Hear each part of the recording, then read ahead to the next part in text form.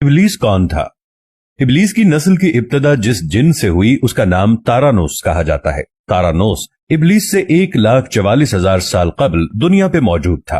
तारानोस की नस्ल तेजी से बढ़ी क्योंकि इस पे मौत तारी नहीं होती थी और ना बीमारी लगती थी। अलबत्ता ये चूंकि आतशी मखलूक थी तो सरकशी बदरजा उत्तम मौजूद थी। इस जिन्नों की नस्ल को पहली मौत फरिश्तों के हाथों पैदाइश के 36,000 साल बाद आई, जिसकी वजह सरकशी थी। यहाँ पहली बार मौत की इब्तदा हुई। इससे पहले मौत नहीं होती थी। बाद में चलपानीस नामी एक नेक जिन को जिन्नात की हिदायत का जिम्मा सौंपा गया और वो ही शाह जिन्नात करार पाया। इसके बाद बामूस को ये जिम्मेदारी दी गई। बामूस के दौर में चलीपा और तलबीस की पैदाइश हुई। ये दोनों अपने वक्त के बेहद बहादुर जिन्नात थे और इनकी कौम ने चलीपा को शाशेन का लक़ब उसके शेर जैसे सर की वजह से दिया। इन दोनों जिन्नात की वजह से सारी कौम कहने लगी कि हमें इस वक्त तक कोई नहीं हरा सकता जब तक शाशीन और तबलीस हमारे दरमियान मौजूद हैं। इन दोनों की वजह से कौम के जिन्नात आसमान तक रसाई करने लगे और तीसरे आसमान पर जाकर शरारत कराते। ऐसे में हुक्म इलाही से फरिश्तों ने उन पर हमला किया और इबरतनाक शिकस्त दी। इसी दौरान जब इजराइल अलैहिस्सलाम को इब्लीस ने देखा तो सजदे में गिर गया।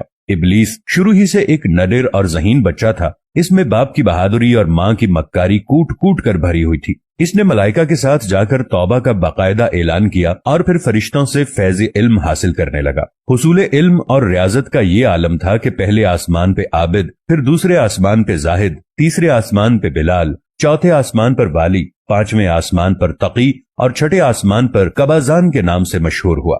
ये वो वक्त था जब ये फरिश्तों को सिखाता था। सातवें आसमान पे इब्लीस बुक़्क़ा नूर में रहा। हफ्त अफलाक के सब मलाइका का मुअल्लिम करार दिया गया। यहाँ तक पहुंचकर इब्लीस ने अपनी आजजी और रियाजत की इंतहा कर दी। इब्लीस ने कमोबेश 14,000 साल अर्श का तवाफ किया।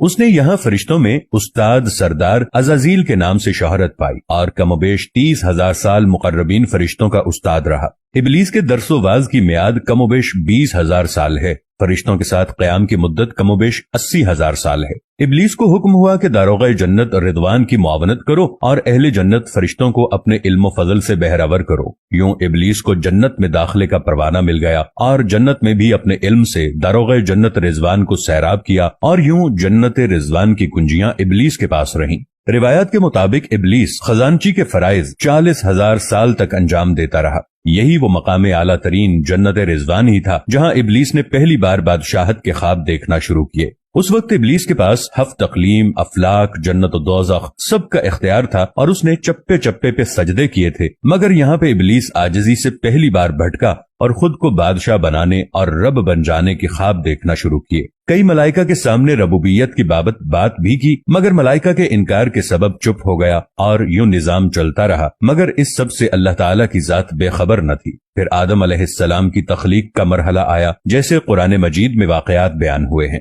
इब्लीस आदम अलैहिस्सलाम को जुज जुज मरहलावार मुख्तलिफ अक़साम की मिट्टी से तख्लीक होता देखता रहा और चुप रहा। मगर जैसे ही उसे ये मालूम हुआ कि ये आदम अलैहिस्सलाम अल्लाह ताला के नायब हैं तो उसने वावेला किया, इबादत और इताअत का वासिता दिया। फिर तंज किया कि मुझ जितनी इबादत किसने की है और आदम अलैहिस्सलाम को सजदा करने से इनकारी हुआ। तब अल्लाह ताला ने कहा, निकल जा शैतान मरदूत।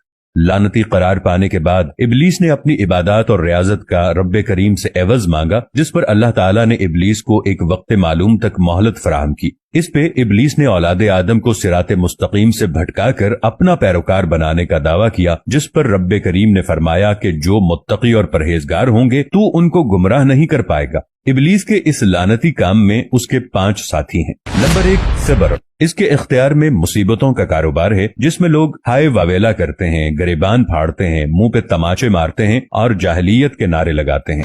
नंबर 2, आऊर। ये लोगों को बदी का मुर्तकब करता है और बदी को लोगों पे अच्छा और पसंदीदा करके दिखाता है। नंबर 3, मुसव्वत। ये किज़्ब, झूठ और दुरोग पर मामूर है जिसे लोग कान लगाकर सुने। ये इंसानों की शक्ल अपनाकर उनसे मिलता है और उन्हें फसाद बर्पा करने की झूठी खबरें सुनाता है। नंबर 4, दासिम। ये आदमी के साथ घर में दाखिल होता है और घर वालों के ऐब दिखाता है और आदमी को घर वालों पे गजबनाक करता है। नंबर 5, ज़कनियोर। ये बाजारों का मुख्तार है। बाजारों में आकर ये बददियानती के झंडे गाड़ता है, बाजारों में बुराइयों और फहाशी पे वरगलाता है। इब्लीस का आदम अलैहिस्सलाम को सजदे से इनकार का जज्बा हसद का था कि जिसने उसे मजबूर किया कि मेरी जगह आदम यानी खाक को क्यों मिली।